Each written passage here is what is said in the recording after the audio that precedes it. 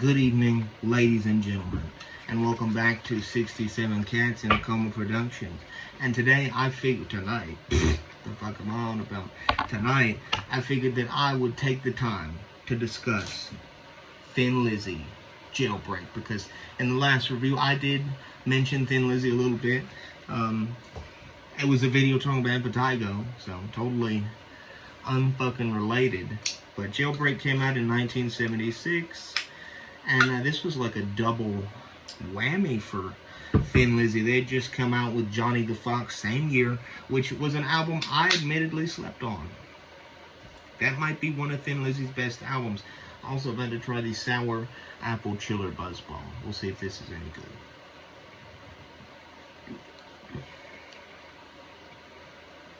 Oh God, that shit reminds me of Johnny Bootlegger. That's not too good. But we will get into this. Now, this is a 76 copy. This was big in America. Thin Lizzy's Irish, of course. This was like their big breakout hit. You know, The Boys Are Back in Town and Jailbreak. So it only makes sense that this album would start off with Jailbreak. Now, we'll get this shit out of the way real quick. Jailbreak, not a song that I'm a big fan of, but there are far worse classic rock songs. It's just a shame that society latched on to Jailbreak as the creme de la creme for Thin Lizzy. And same thing for The Boys Are Back in Town as well.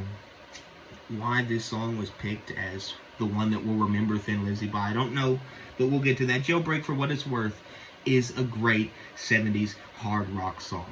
All-encompassing.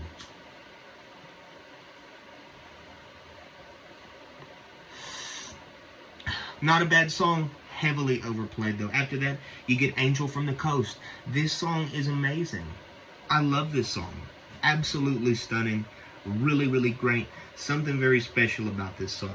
I do like the lyrics, and the tempo shifts are really, really cool. I'm not saying it's fucking math rock or something.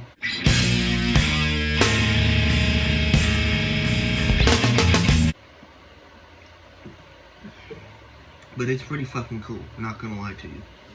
After that, you get Running Back. And at this point, I think that a lot of the members of Thin Lizzy didn't like this particular track. I read in some YouTube comments, don't know if that's true. This track, it feels like it's all Phil. The solo in this song is great. I'm not sure if it's Robertson or Gorham. Either which one is fantastic. I think it's probably Gorham, let's be honest.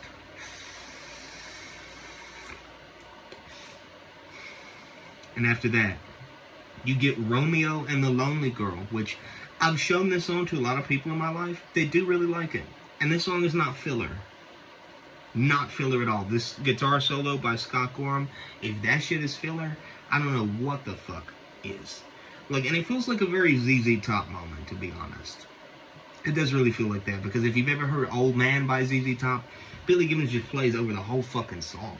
While he dreams 1,000 yesterday. Not saying that they do that in Romeo and the Lonely Girl, but it definitely feels that way. It feels like Scott Gorham plays way out of his take, which is very Billy Gibbons, if you ask me. Unbelievable track. A little bit corny, I'll admit the lyrics. Oh, poor Romeo, but you gotta give it up. This track is really great. It's really something.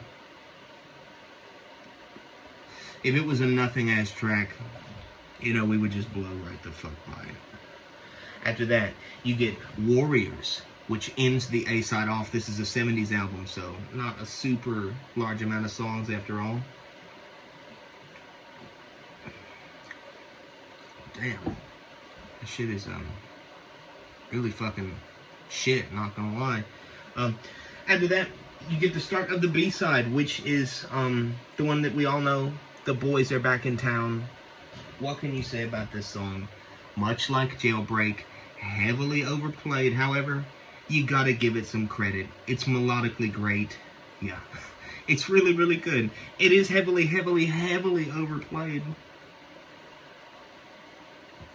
But it's a good song for what it's worth. It gets you in the partying mood. I like the lyrics a fair bit. Again, a tad bit corny, but this song does really rock. And it is better than Jailbreak. Yeah, just deal with it. I'm sorry. After that, you get Fight or Fall. which is very much a ballad type song for Thin Lizzy.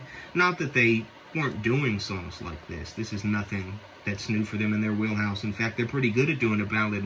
Phil Lynott is. May he rest in peace. This song is fucking great. And I believe this song is about racial tensions at the time. Great song.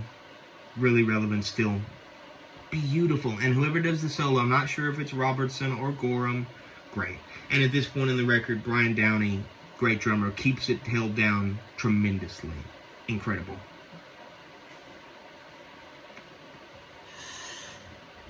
God damn, man. After that, you get the Cowboy Song. And this one, this should occupy the same place as a Jailbreak in my mind. This song, not gonna like, kind of fucking blows Jailbreak out of the water. And the boys are back in town. Both are great tunes. Don't get me wrong.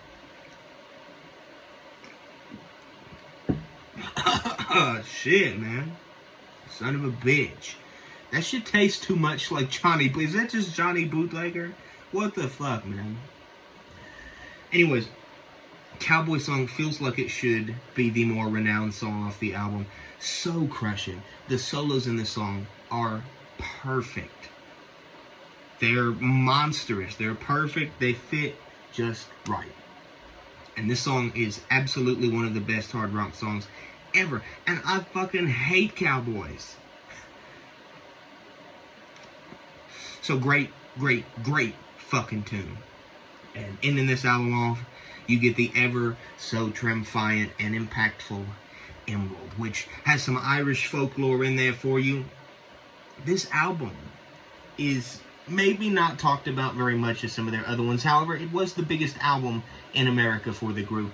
And what a fucking group they were. It is no exaggeration when I say Thin Lizzy are Ireland's best rock band. They have not been bested. I mean, Aphex Twin is Irish, but that's not the same as hard rock. Hard rock. Thin Lizzy, Jailbreak. A classic album. Not going to spend a super huge amount of time talking about it. That bitch ain't even lit no more.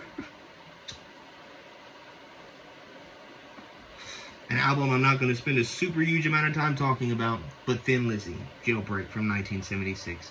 Thin Lizzy are without a doubt one of the greatest hard rock groups in all of history. Goes beyond Ireland. They are very prideful about who they are, and Phil Lynott was one of the best singer-songwriters and voices ever. Not to mention his bass chops were super skillful and really, really good. Thin Lizzy were a once-in-a-lifetime opportunity for music making. And it's great that we got the albums we got out of it. So, if you thought about giving some real, actual, ass-kicking dad rock a fucking try, please, before you check out REO or BTO, listen to Thin Lizzy. Please. Listen to Thin Lizzy. They're hard. A lot of their albums don't miss, even in the Dark Ages period. And Thin Lizzy will go down in history as one of the best to ever do it. That is no exaggeration. So, if you thought about giving some ass-kicking hard rock a chance, you could do much worse than to pick up Thin Lizzy, Jailbreak. And in the next video, I don't know, I'll definitely be reviewing something else, probably.